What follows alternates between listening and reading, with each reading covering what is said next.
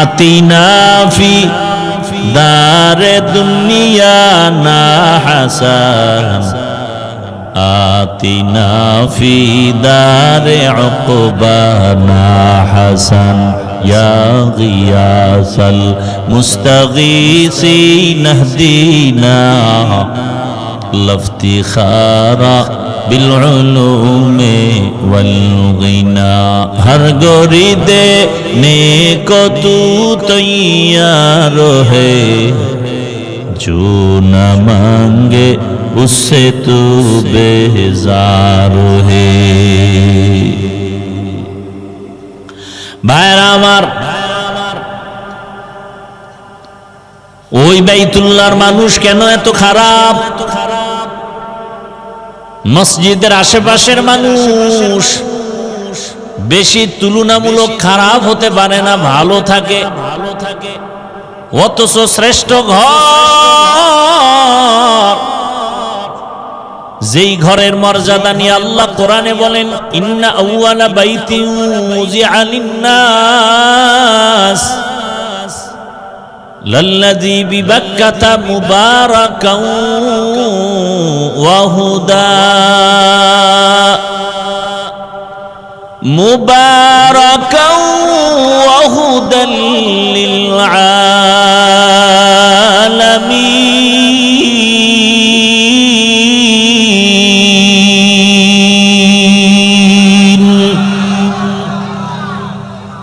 পৃথিবী নামক গ্রহ আল্লাহ বানাইয়া মাত্র দুনিয়ার এই জমিনটা বানানো শুরু, অল্প এর মাঝে আল্লাহ জমিনটা কোন রকম বানাইয়া প্রথমে ঘর বানালেন বাইতুল্লাহ। যেই ঘরের এরিয়ার মধ্যে গিয়া একটা সিজদা যদি দেয়, এক সিজদায় 1,00,000 সিজদার সওয়াব আল্লাহ দান করেন। একবার যদি সেখানে বসে কেউ আল্লাহ বলে ডাক দেয়, এক ডাকে 1,00,000 বার ডাকের সওয়াব। কিন্তু কঠিন প্রশ্ন,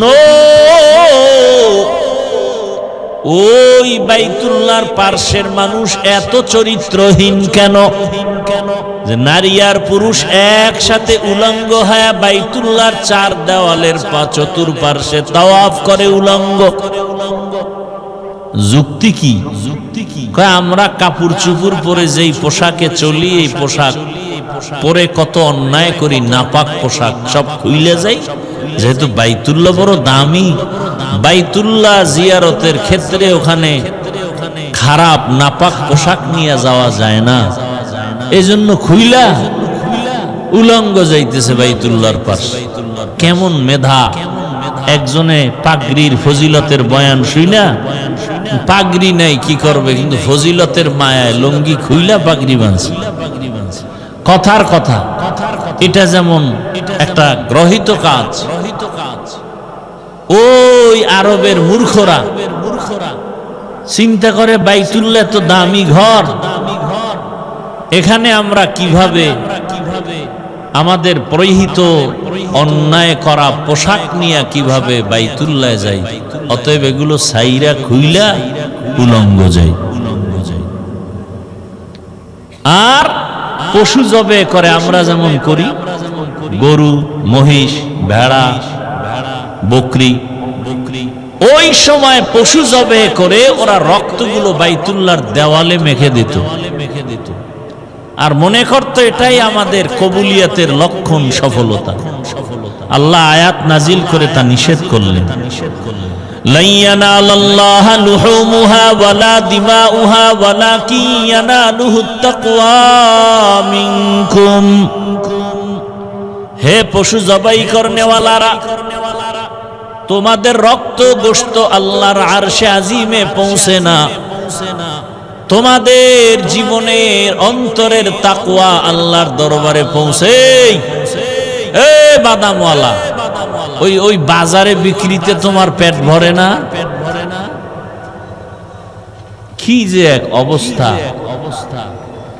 বাজার খোলার পরে এখানে আবার বাদাম বেচা পেট বাঁচান লাগবে। কি এগুলো আপনাদের অঞ্চলে? এটি ওয়াজের বরকত নষ্ট করার চূড়ান্ত একটা হাতিয়ার। এজন্য ওয়াজ হয় আপনাদের এলাকায়, আরো আমগো সারা দেশের বিভিন্ন জায়গায়, বরকত নাই। ওয়াজ হয়, আমাকে দাওয়াত দিছেন, এখন তো বয়ান করতেই হবে, না করলে উপায় নাই।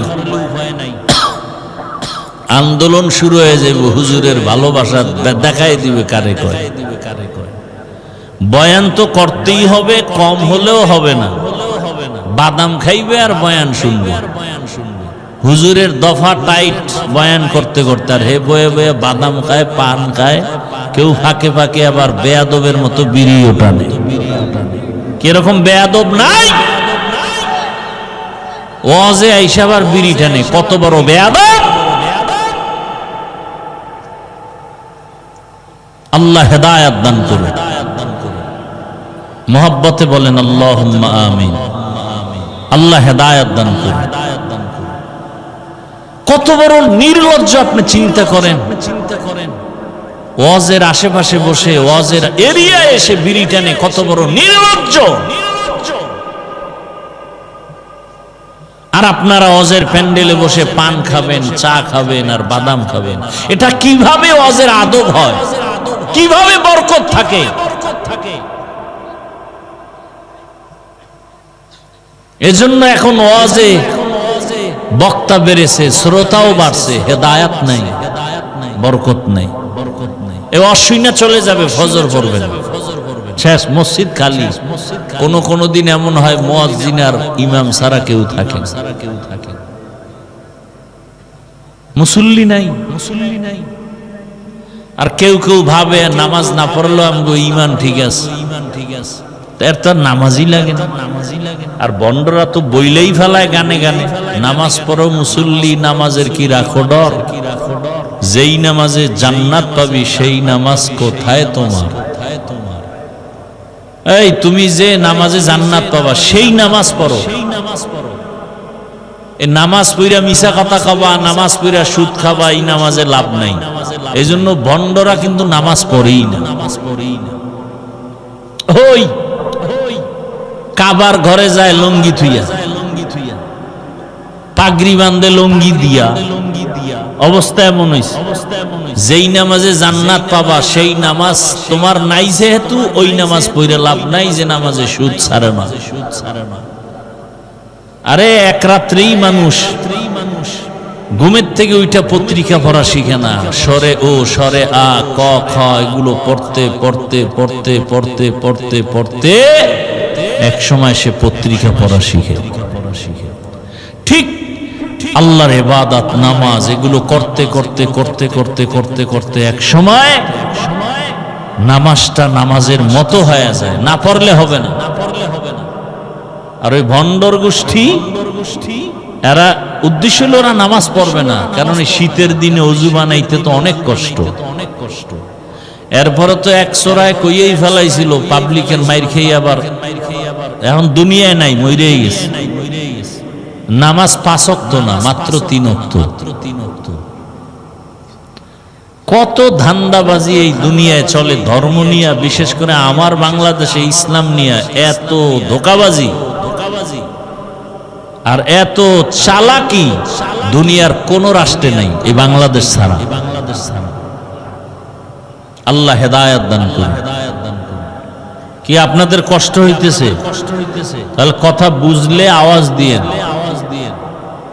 বয়ান আপনাদের নিতে হবে, জোর করে করা যায় না। বয়ান হতে হলে আল্লাহর রহমত লাগে, আর শ্রোতাদের অন্তরের এক লাইনে একনিষ্ঠতার সাথে মোহাব্বত, ভালোবাসা লাগে। আপনাদের মোহাব্বত না থাকলে বয়ান আসবে না, হাজার চেষ্টা করলো আসবে। কত জায়গায় বয়ানে বসি, ঘন্টাকে ঘন্টা চলে যায়, টেরও পাওয়া যায় না। আর কোথাও বয়ানে বসলে বয়ান আসেই না। আল্লাহ মাহফিল শেষ দোয়া পর্যন্ত কবুল করেন। আল্লাহ তো বাইতুল্লাহর পার্শ্বের মানুষগুলো এতটা চরিত্রহীন, বাবা হইয়া কন্যাদেরকে এতটা পছন্দ করে যে আসলেই বাবা লজ্জায় বাজারে যায় না। একজন আল্লাহর বান্দার ইতিহাস তো স্পষ্ট হাদিসে আছে, নিজের কন্যা নিজ হাতে হত্যা করেছে। একটা না, দুইটা না, 100 কন্যা হত্যা করেছে। বড় কঠিন হালাত। নারীদের পছন্দ করে না, বিধবাদের পছন্দ করে না। কথা কোন দিক থেকে টানছিলাম? এই দেখেন পিছনে কথা বলতেছে, স্টেজ পর্যন্ত কথার আওয়াজ আসতেছে। এগো আকল জ্ঞান আছে কিছু?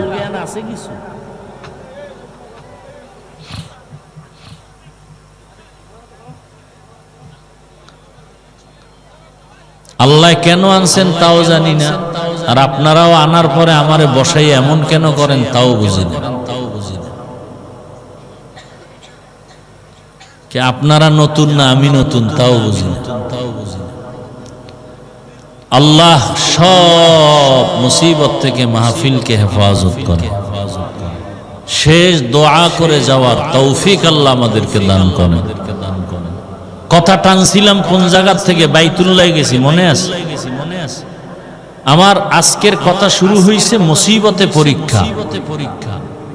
আস্তে আস্তে আসছিলাম শ্রেষ্ঠ মুসিবত আসছে তার উপরে আল্লাহ যাকে বেশি ভালোবাসেন তিনি রহমাতুল্লিল আলামিন। তার উপরে এত কঠিন পরীক্ষা যে আল্লাহ এমন এক জায়গায় পাঠাইলেন যেই জায়গার পরিবেশগত মানুষগুলো কি খারাপ, চরিত্রহীন। বিবাহ শাদীর কোনো ভালাই নাই, অবাধে নারী পুরুষ চলাফেরা করে, জেনা করে। বাইতুল্লাহর মতো জায়গায় এমন হালাত। আল্লাহর রাসূলকে আল্লাহ সেখানে পাঠাইলেন। দীর্ঘ 40 বছর পর্যন্ত রাসূল কোনো দাওয়াতের কাজ করেন নাই। নবীজি 40 বছর পর্যন্ত কোনোদিন নামাজের কথা বলেন নাই, রোজার কথা বলেন নাই, কালেমার কথা বলেন নাই। 40 বছর পর্যন্ত দাওয়াতের কাজ বন্ধ। নবী বাইতুল্লাহর অদূরে হেরা পাহাড়ে গিয়ে আল্লাহর ধ্যানে সময় কাটাইতেন। 40 বছর পার হয়ে যাওয়ার পর দয়াময় আল্লাহ নবীকে নবুয়তের সনদ নিয়ে কোরআন দিলেন। নবী কোরআন পাইয়া দাওয়াত শুরু করলেন। কুলু লা ইলাহা ইল্লাল্লাহ তুফলিহুন। যারা লা ইলাহা ইল্লাল্লাহ বলবা তোমরাই সফল। মান ক্বালা লা ইলাহা ইল্লাল্লাহ দাখালাল জান্নাহ। যারা লা ইলাহা ইল্লাল্লাহ অন্তরে বসায় দিবে তারা জান্নাতের মেহমান হয়ে যাবে। ইয়া ইলাহি মুঝসে মুঝকো দূর কর, ताके देखो मुझ में तुझको एक नजर। या इलाही तू मेरा माबूद है, या इलाही तू मेरा माशूक है। ओगो नबीर उम्मा तेरा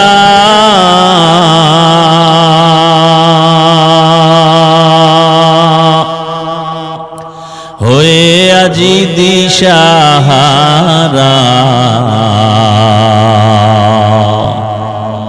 কোরআন হাদিসের চলো যখন যাহা চায় মনে,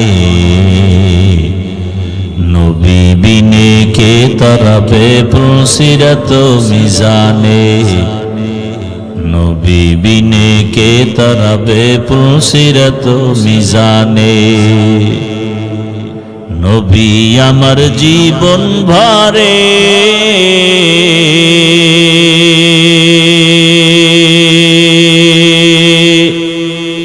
দিনের লাগি কষ্ট করে।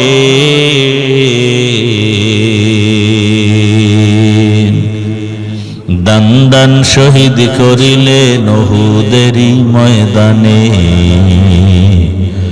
নবী বিনে কে তারাবে পুলসিরাত মিজানে, নবী বিনে কে তারাবে পুলসিরাত মিজানে। এরে নবীর আশিক, এরে আমার যুবক বাবারা, বৃদ্ধ বাবাজি, পর্দার আড়ালের মা বোনেরা, আল্লাহ যাকে বেশি ভালোবাসেন তাকে মুসিবতের পরীক্ষা নেন। দুনিয়াতে যত মানুষ, যত নবীর উম্মত আছে, সব থেকে দামি উম্মত কারা জানেননি? একমাত্র আখিরি নবীর উম্মতেরা শ্রেষ্ঠ। আর আখিরি নবীর উম্মতেরা শ্রেষ্ঠ, এদের উপরে মুসিবত বেশি অন্য নবীর উম্মতের তুলনায়। আবার পরীক্ষার শেষ একটা সূত্র হলো, যার ঈমান যত মজবুত তার পরীক্ষা তত কঠিন। আল্লাহর রাস্তায় যত আগাবেন তত আপনার উপরে মুসিবত আসবে। কি মুসিবত? আল্লাহ ভিন্ন আয়াতে বলেন 5টা জিনিসের দ্বারা তোমাদের উপরে মুসিবত আসবে, পরীক্ষা আসবে। ওয়ালানাবলুওয়ান্নাকুম বিশাইইম মিনাল খাউফি ওয়াল জুই ওয়া নাকসিম মিনাল আমওয়ালি ওয়াল আনফুসি ওয়াস সামারাত। এক নম্বরে ভয়ের মাধ্যমে পরীক্ষা হবে তোমার উপরে, ক্ষুধার মাধ্যমে পরীক্ষা, সম্পদের ঘাটতি, জীবনের ঘাটতি, ফলের ঘাটতির মাধ্যমে পরীক্ষা হবে তোমাদের উপরে। এই পরীক্ষাগুলো কোনো বেঈমানের উপরে নাই, সব যারা মুমিন তাদের উপরে। আল্লাহ কয় ভয় নাই। সুসংবাদ তাদের জন্য যারা ধৈর্য ধারণ করবে। ওয়াবাশশিরিস সাবিরিন, ধৈর্য ধারণকারীদের জন্য সুসংবাদ। কি সুসংবাদ? ইন্নাল্লাহা মা'আস সাবিরিন, ধৈর্য ধারণকারীরা আমি আল্লাহ তোমার হয়ে যাব। আল্লাহ যদি আমার হয় কোনো ভয় আছে? আর আল্লাহ যদি না থাকে, র্যাবেও শান্তি দিতে পারে না, আটকাইয়া সিকিউরিটি দিয়ে রাখতে পারে। ভাইরা আমার, দয়াময় রব্বুল আলামিন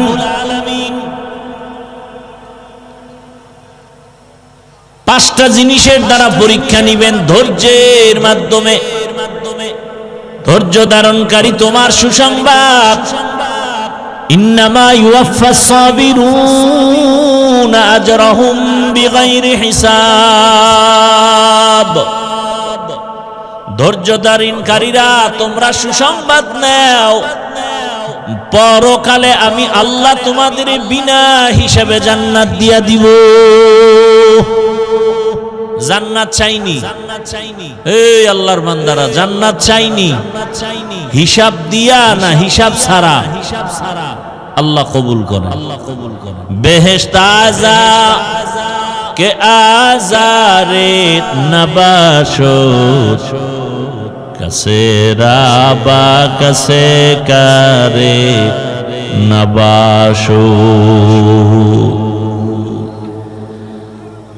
আল্লাহ তাআলা পরীক্ষা করেন যাকে বেশি ভালোবাসেন।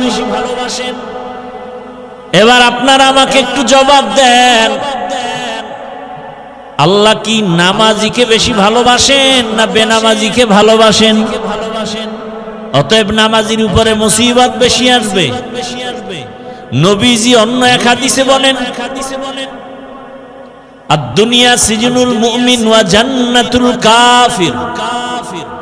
দুনিয়াটা মুমিনদের জন্য জেলখানা, জাহান্নামের মতো, বেঈমানের জন্য বালাখানা, জান্নাতের মতো শান্তি। দুনিয়াটা মুমিনের জন্য মুসিবতের ঘর, বেঈমানের জন্য আরামের ঘর। যত শান্তি বেঈমানেরা দুনিয়ায় পাবে, পরকালে কিছুই নাই। আর মুমিন যারা ঈমানওয়ালা এদের জন্য দুনিয়ায় কষ্ট, পরকালে বিনিময়ে শান্তির ঠিকানা জান্নাত। বেঈমান জান্নাত পাবে না। আল্লাহ তাআলা পরীক্ষা করবেন তাকে বেশি ভালোবাসেন তাকেই। নামাজিওয়ালাকে আল্লাহ বেশি ভালোবাসেন, পর্দা করনেওয়ালাকে আল্লাহ বেশি ভালোবাসেন, সুন্নতের আমল করনেওয়ালাকে আল্লাহ বেশি ভালোবাসেন। আল্লাহ তাআলা বলেন, ইয়া আইয়ুহাল্লাযীনা আমানুস্তাঈনু বিস-সাবরি ওয়াস-সালাহ। ও মুমিন, ধৈর্য ধারণ করতে পারো না, ভালোবাসার স্কেলেও যেতে পারো না। তুমি যদি জান্নাত পেতে চাও, আল্লাহর পরীক্ষায় পাশ করতে হবে। পাশ করতে হলে ধৈর্য ধারণ করা লাগবে। তবে এই ধৈর্যের জন্য তুমি যদি সাহায্য না পাও চলবে না। আর সাহায্য প্রার্থনা তুমি করো, আমি আল্লাহর কাছে সাহায্য প্রার্থনা করো। সাহায্য চাইতেই হবে, নিতেই হবে, না হয় চলা যাবে না। দুনিয়ার নাইলেও অন্যের সাহায্য না থাকলে চলা যায় না। আখিরাতের লাইনেও অন্যের সহযোগিতা সাহায্য না থাকলে চলা যায় না। দুনিয়াতে আপনি এখান থেকে যদি সাতক্ষীরা যেতে চান, পায়ে হেঁটে যাবেন না, মাধ্যম আছে গাড়ি।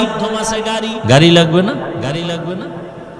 নদীর মধ্যে মাছ আছে, ঘরে যদি আনতে চান মাছ ধরিয়া জালে আটকাইতে হবে, তারপরে আনবেন। ঘুমায় ঘুমায় পাবেন না। অন্যের সহযোগিতা ছাড়া হবে না।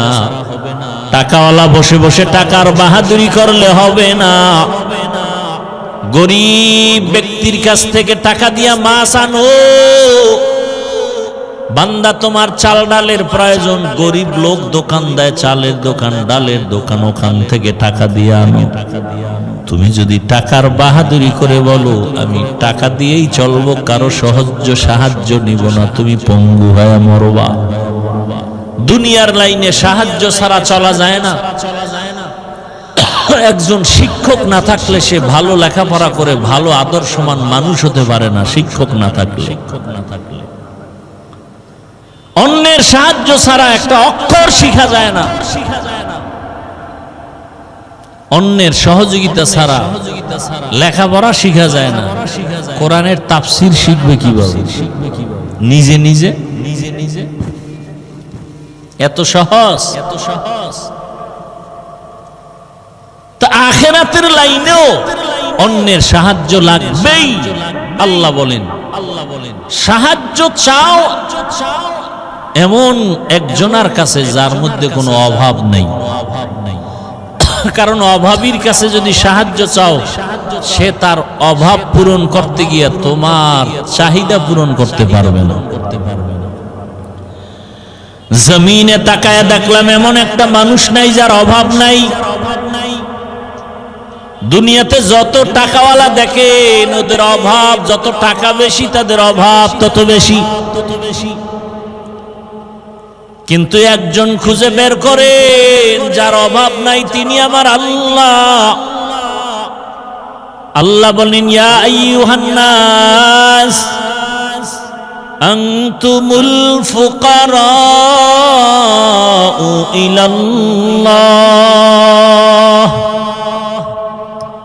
ওয়াল্লাহু হুয়াল গনিয়্যুল হামিদ।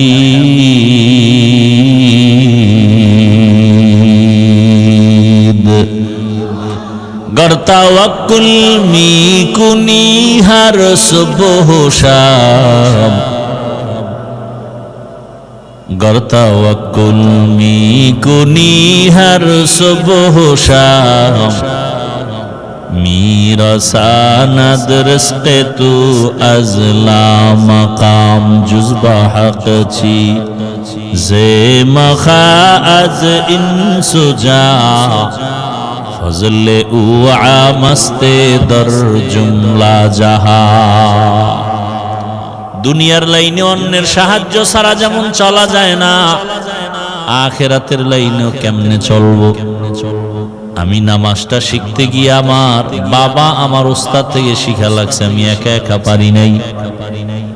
আমার ওস্তাদ আবার আর একজন আলেম থেকে শিখছেন। এভাবে শিখতে শিখতে সাহাবাদের থেকে রাহমাতুল লিল আলামিন নবীজি বলেন, সল্লু রাআইতুমুনি উসাল্লি, নামাজ আদায় করো হে সাহাবায়ে কেরাম, আমাকে যেমন আদায় করতে দেখো। আখিরাতের লাইনে অন্যের সাহায্য ছাড়া চলা যাবে না। জান্নাতের পথে যদি আগাইতে চান, ওই পথ বড় কঠিন। দুনিয়ার লাইন পারায়া জান্নাতে যেতে হবে। জান্নাতে যাওয়ার জন্য দুনিয়ার পথ পারাইতে গিয়া মুসিবত। দুনিয়ার পরিবেশটা ভালো না। ডানে তাকাইলে গুনাহ, বামে তাকাইলে গুনাহ, সামনে তাকাইলে গুনাহ, পেছনে তাকাইলে গুনাহ, ঘরের বাহিরে গুনাহ, ভেতরে গুনাহ। এখন তো অটো গুনাহ, নিজের হাতের মোবাইলের দ্বারা গুনাহ আর গুনাহ চলে। মোবাইলে সারা দিন রাত্র যা দেখি, নামাজের মধ্যে তা স্মরণ করি। সারা রাত মোবাইলে কাটায় দেই, অথচ 20 মিনিটের সময় দিয়ে 5 ওয়াক্ত নামাজ, ফজরে 20 মিনিট, জোহরে 20 মিনিট, আসরে 20 মিনিট, মাগরিবে এশায় 20 মিনিট 20 মিনিট করে দিব। বান্দা রাতকে রাত মোবাইল চালায় সময় পায়, 4 রাকাত ফরজ নামাজ, সুন্নত নামাজ ফজরে পড়ার সময় পায় না।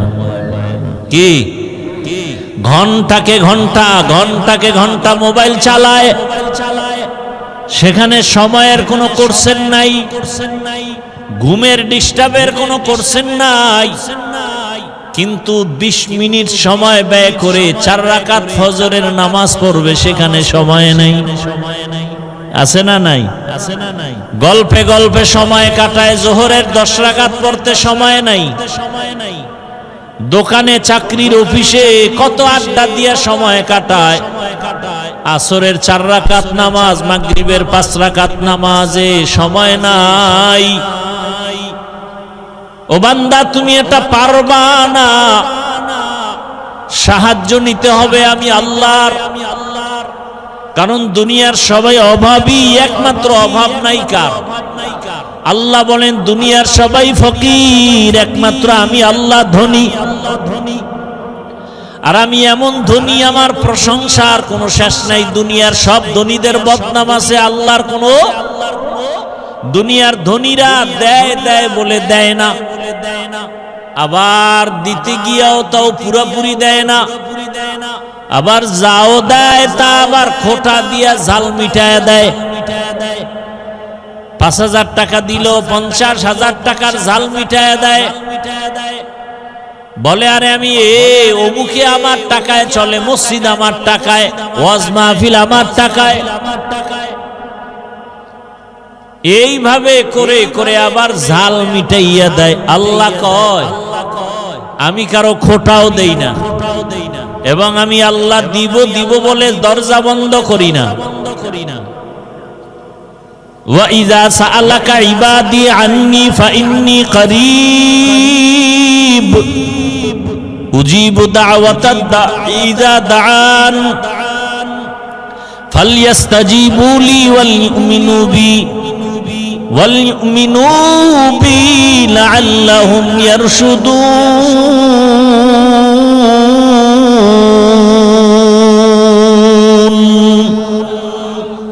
وَإِذَا سَأَلَكَ عَنِّي عِبَادِي, বান্দা যখন আমার কাছে প্রশ্ন করে, চায়, আল্লাহ কয় বান্দা তুই কই খুঁজো, আমি তো তোর কাছেই। ফাইন্নী কারীব, তুমি যখন আমাকে ডাকো আমি ডাকার সাথে সাথে জবাব দেই। অতি গভীর হয় রজনী যখন, নীরবে প্রভুর নাম জপিও তখন। প্রভুর করুণা যদি পাইবারে চাও, গভীর রাতে উঠে প্রভুর গুণগান গাও।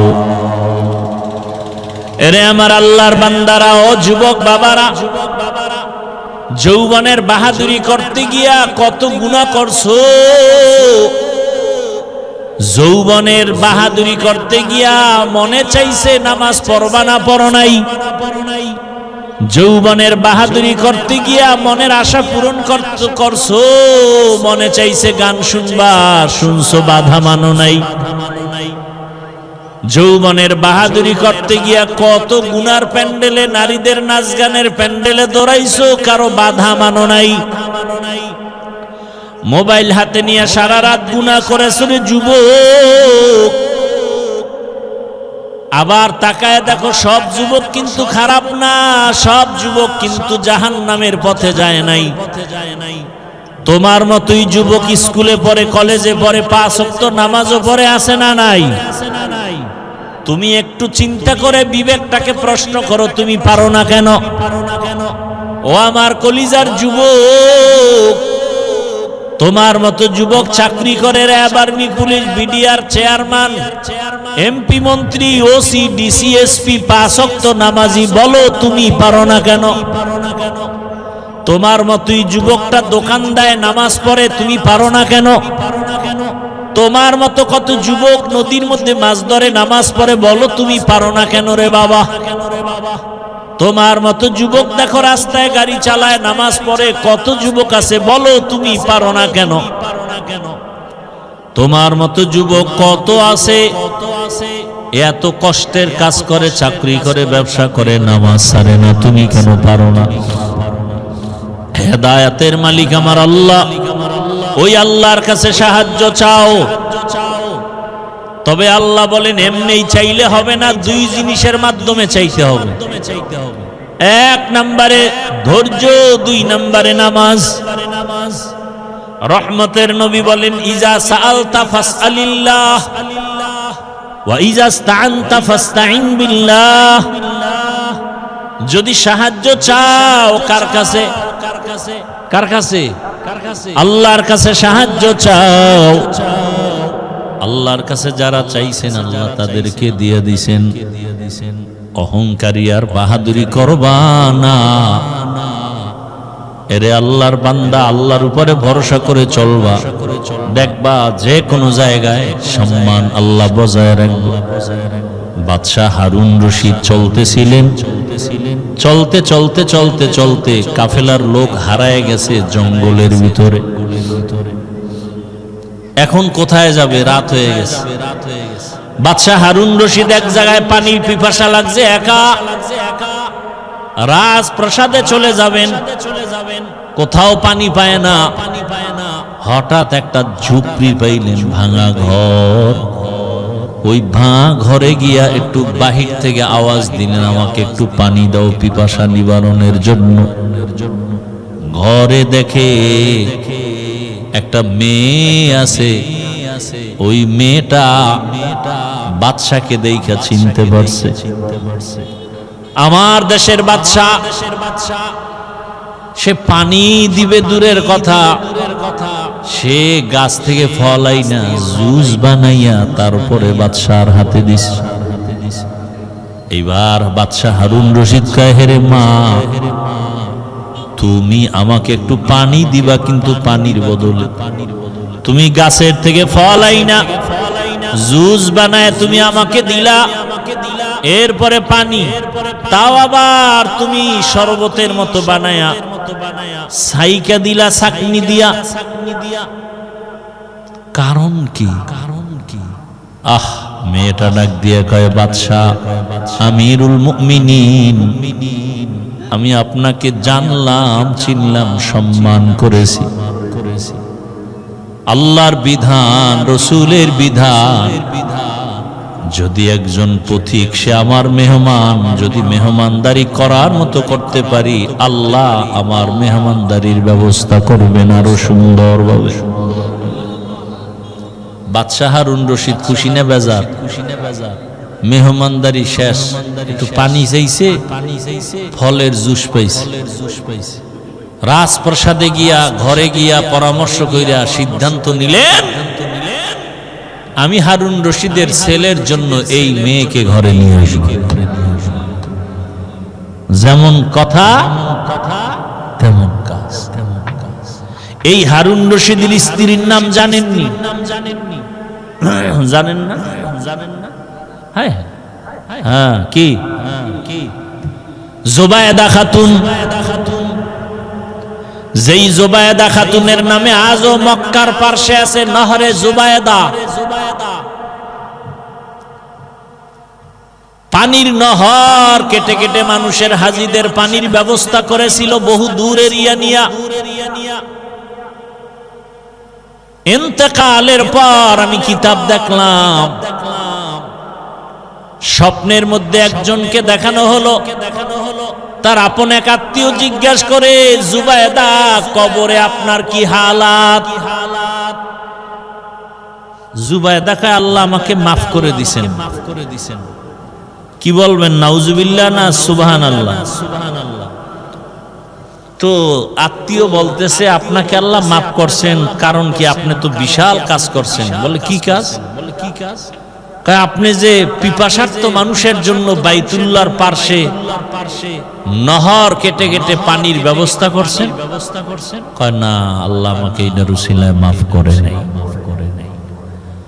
তাহলে বলে, আমি তো আশায় ছিলাম এই কারণে আল্লাহ আমাকে মাফ করে দিবেন, কিন্তু দুঃখ, যখন আমার এই কথা জানতে পারলাম আল্লাহর আদালতে আমার এটার দ্বারা মাফ হবে না। কারণ আল্লাহ বললেন, ও জুবায়েদা, তুমি যেই নহর কাটছো এটা তোমার রাজকীয় সম্পদ। তুমি যদি টাকা না পাইতা, টাকা না থাকতো, তাহলে তুমি নহর কাটতে পারতা না। অনেক টাকা লাগছে।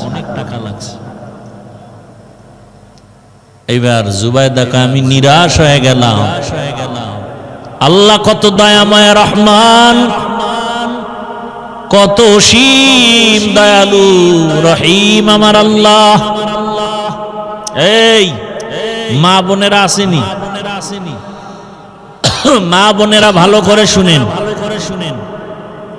বাচ্চা হারুন রশিদের স্ত্রী বিবি জুবায়েদা খাতুন অনেক দামি আল্লাহর বান্দি, যার ঘরে প্রতিদিন 100 মহিলা কাজ করত, সবাই কোরআনের হাফেজা। সে নিজেও কি কোরআনের হাফেজা। কেমন আল্লাহ তারে দিছেন। 24টা ঘন্টার সেকেন্ডে সেকেন্ডে তার ঘরে কোরআনের তেলাওয়াত। এরে আম্মা জান, আপনি তো জুবায়েদা না, তবে তার মতোই তো নারী। আপনি কি পারেন না 5 ওয়াক্ত নামাজে 5টা সূরার তেলাওয়াত করবেন? ফজরের নামাজের পরে পড়বেন ইয়াসিন ওয়াল কুরআনিল হাকিম। যোহরের নামাজের পরে তেলাওয়াত করবেন সূরা ফাতাহ অথবা সূরা আর রহমান। আসরের নামাজের পরে তেলাওয়াত করবেন সূরা নাবা আম্মা ইয়াতাসাআলুন। মাগরিবের নামাজের পরে তেলাওয়াত করবেন সূরা ওয়াকিয়া ইযা ওয়াকাতিল ওয়াকিয়া লাইসা লিওয়াকাতিহা কাযিবা। এশার নামাজের পরে তেলাওয়াত করবেন সূরা মুলক তাবারাকাল্লাযী বিয়াদিহিল মুলক ওয়া হুয়া আলা কুল্লি শাইইন কাদির। 5 ওয়াক্ত নামাজে কয় সূরা? এই সূরাগুলো যদি তেলাওয়াত করে রিজিকের সমস্যা থাকবে না, ঘরে কোনো মুসিবত থাকবে না, পরিবারে কোনো অশান্তি থাকবে না। জুবায়েদা খাতুন এ তো 5 ওয়াক্তে 5টা সূরা, আর জুবায়েদার ঘরে 24 ঘন্টা কোরআন তেলাওয়াত। ওই যে 100 মহিলা কোরআনে হাফেজা কর্মচারী, এক একজনকে ভাগ ভাগ কইরা দিছে, তুমি আধা ঘন্টা তেলাওয়াত করো, এরপরে কাজ করো। আর একজনে আধা ঘন্টা, এরপরে কাজ করবে। আর একজনে আধা ঘন্টা, এইভাবে ভাগ করে দিছে। অল টাইম কোরআন তেলাওয়াত। কোরআনের মতো মজার কোনো আওয়াজ নাই। যেই কোরআন দেখলে সওয়াব, পড়লে সওয়াব, তরজমা জানলে আরো সওয়াব। এরে আম্মা জান, মানুষ ফল খাইতে চায়, ফলের গাছ লাগানো লাগে।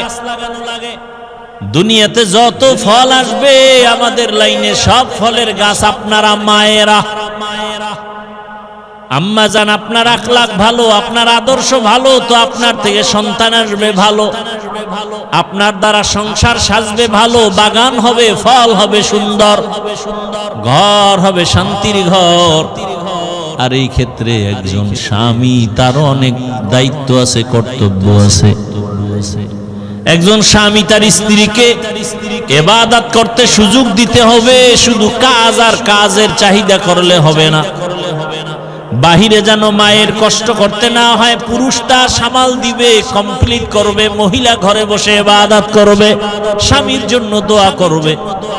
মহিলাদেরকে ভারী কাজ করতেই তো আল্লাহ পছন্দ করেন না, কারণে তাদেরকে আল্লাহ নরম শরীর দিয়া বানাইছেন। এরে আম্মা জানেরা, জুবায়েদা খাতুন নিরাশ হয়ে গেল, নহর কাটছি, ওটা আল্লাহর কাছে পছন্দ হয় নাই। জুবায়েদা খাতুন কয়, আমি তো নিরাশ হয়ে গেলাম, আমার তো কবরে কি উপায় হবে?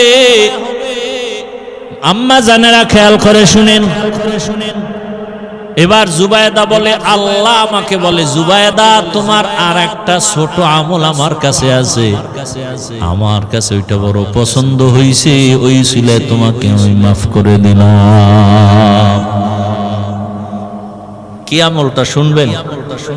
বিশেষ করে মা বোনদেরকে বলছি, আপনারাও মাদেরকে এটা শুনাবেন, আপনারাও এই আমলটা করবেন। আল্লাহ কয়, জুবায়েদা তোমার একটা ছোট আমল আমার কাছে পছন্দ হয়েছে। কি?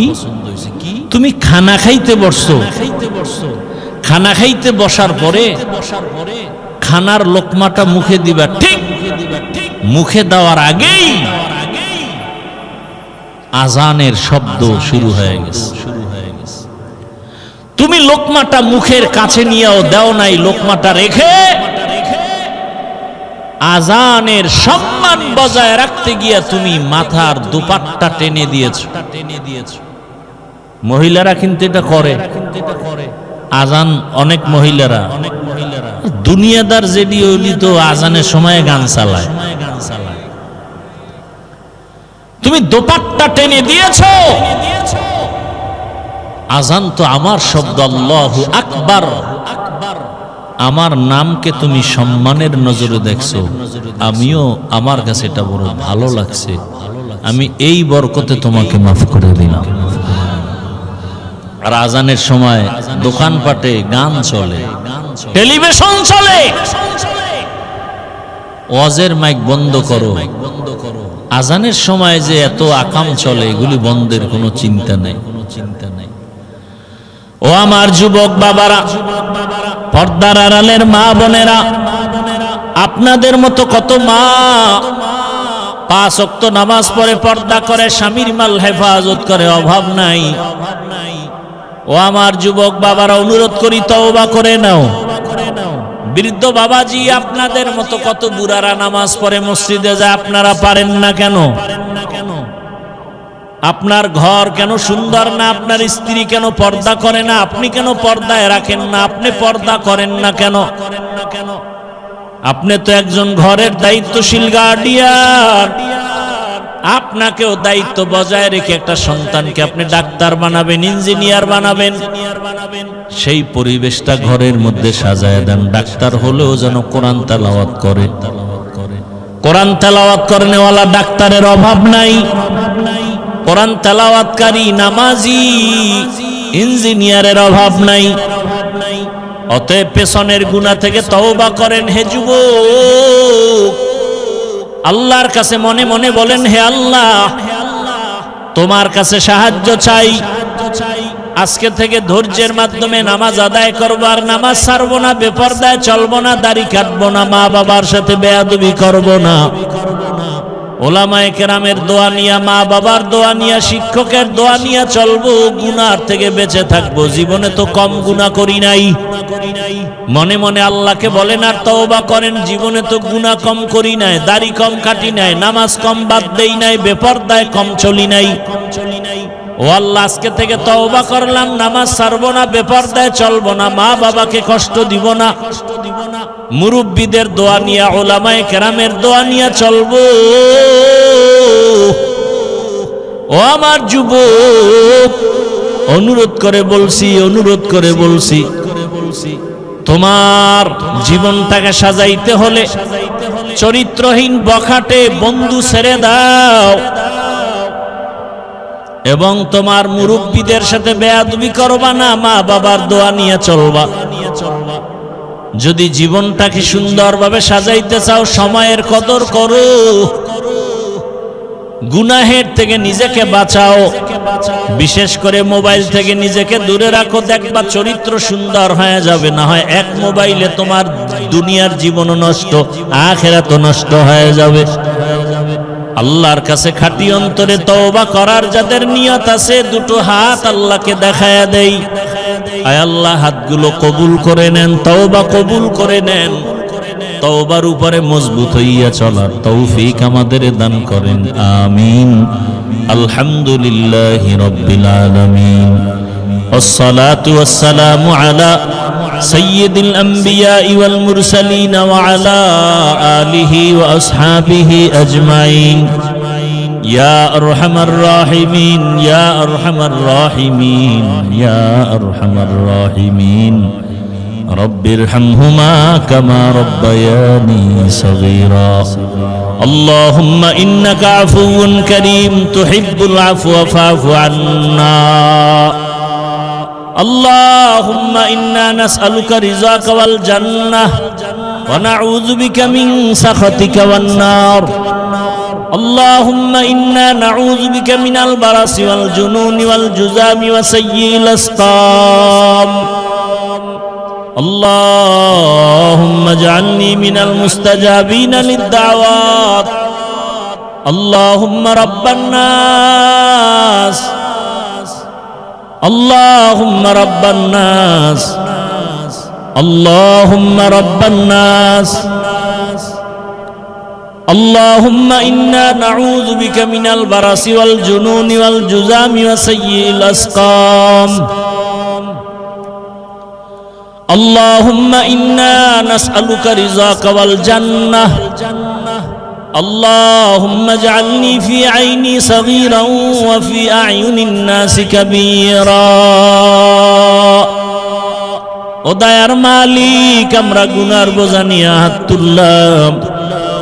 ওলামায়ে কেরাম, মুরব্বী, হাজী সাহেব, যুবক, ছাত্র, পর্দার আড়ালের মা বোনেরা, আয় আল্লাহ মেহেরবানি করে আমাদের গুনাহগুলো মাফ করে দেন, মাহফিল কবুল করে নেন, মাদ্রাসা কবুল করে নেন, এলাকাবাসীকে কবুল করে নেন। আয় আল্লাহ উলামায়ে কেরাম, মুরব্বী, হাজী সাহেব, মা বোন, যুবক সবাইকে দ্বীনের খাদেম বানায়া দেন, এলাকায় শান্তি দান করেন। আয়োজনকারী, সহযোগিতাকারী যুবক এলাকাবাসীকে কবুল করে নেন, ঘরে ঘরে সুন্নতের বাতি জ্বালায় দেন। আয় আল্লাহ সারা দুনিয়াবাসীকে মাফ করে দেন। আয় আল্লাহ প্রবাসে যারা সবাইকে হেফাজত করেন, বাংলাদেশ শান্তির দেশ বানায় দেন। আয় আল্লাহ সারা দুনিয়াবাসীকে মাফ করে দেন। বাতিলের মোকাবেলায় আহলে হকের বিজয় দান করেন, বাতিলকে বাতিলের দ্বারা দমন করে দেন। আল্লাহ ঈমান আমলের শক্তি বাড়ায় দেন। আয় আল্লাহ ইলমের নূর সিনায় দান করেন। আয় আল্লাহ তাআলা মা বোনদের আবেদা বানায় দেন, সন্তানগুলো নেককার বানায় দেন। আয় আল্লাহ যারা ব্যবসা চাকরি করে কামাই রুজিতে হালাল ভাবে বরকত বাড়ায় দেন, অভাবীদের অভাব দূর করে দেন, ঋণ আদায়ের ব্যবস্থা করে দেন। আয় আল্লাহ প্রবাসের জীবনে যারা আছে সবাইকে হেফাজত করেন, প্রবাসে যারা কষ্ট করে কামাই রুজি করে হেফাজত করেন। আয় আল্লাহ সকলকে আপনি দ্বীনের খাদেম বানায় দেন। যাদের কষ্ট, যাদের মেহনত, দান সদকায় এই সুন্দর মাহফিল হয়েছে সবাইকে আপনি কবুল করে নেন। সবার দান সদকা কবুল করে নেন। আয় আল্লাহ মসজিদ মাদ্রাসা কবুল করে নেন। আয় আল্লাহ অন্যান্য শিক্ষা প্রতিষ্ঠান নবীর আদর্শে কবুল করে নেন। আয় আল্লাহ আমরা যারা হাত তুলেছি, যাদের মা নাই বাবা নাই, আত্মীয় স্বজন কবরস্থ, জান্নাতের বাগান বানায় দেন। যারা বেঁচে আছেন হায়াত বাড়ায় দেন। অসুস্থ যারা সবাইকে সুস্থতার নেয়ামত বাড়ায় দেন। নবীজির সুন্নাতওয়ালা জীবন দান করেন। আয় আল্লাহ নবীজির রওজা জিয়ারতের জন্য কবুল করে নেন। বাইতুল্লাহ জিয়ারতের জন্য কবুল করে নেন। আয় আল্লাহ দীর্ঘ নেক হায়াত দান করেন। আয় আল্লাহ বেশি বেশি নেক আমলের তৌফিক দান করেন। 5 ওয়াক্ত নামাজি বানায় দেন। পরস্পরে হিংসা দূর করে মোহাব্বত বাড়ায় দেন। চলার পথে ইজ্জতের সাথে হেফাজত করেন। আওয়াজে কথায় রুহানিয়াতে স্পষ্টতার রব বাড়ায় দেন। ওলামা তোলাবা উম্মতের অন্তরে ইজ্জত মোহাব্বত রব বাড়ায় দেন। মুখালিফের মুআফিক বানায় দেন। আয় আল্লাহ মুতাআল্লিকিন মুহিব্বিনদের কবুল করে নেন। আয় আল্লাহ জানমাল আহাল পরিবার কুদরতের দ্বারা সর্বাবস্থায় জিন শয়তান মানুষ শয়তানের চক্রান্ত থেকে হেফাজত করেন। আয় আল্লাহ দীর্ঘ নেক হায়াত দান করেন। নবীজির মুহাব্বতে দিলের নেক আশা পূরণ করে দেন। নবীজির মুহাব্বতে আমাদের দোয়া কবুল করে নেন। আমার কলিজার যুবকদের নামাজি কোরআন পড়নেওয়ালা বানায় দেন। আয় আল্লাহ যারা পরীক্ষার্থী লেখাপড়া করে কামিয়াবি দান করেন। আয় আল্লাহ মোবাইলের গুনাহ থেকে সবাইকে হেফাজত করেন। হাসবুনাল্লাহু ওয়া নি'মাল ওয়াকিল, নি'মাল মাওলা ওয়া নি'মান নাসির। ওয়াসাল্লাল্লাহু তাআলা আলা খাইরি খালকিহি মুহাম্মাদিন ওয়া আলিহি ওয়া আসহাবিহি আজমাইন বিরহমাতিকা ইয়া আরহামার রাহিমিন।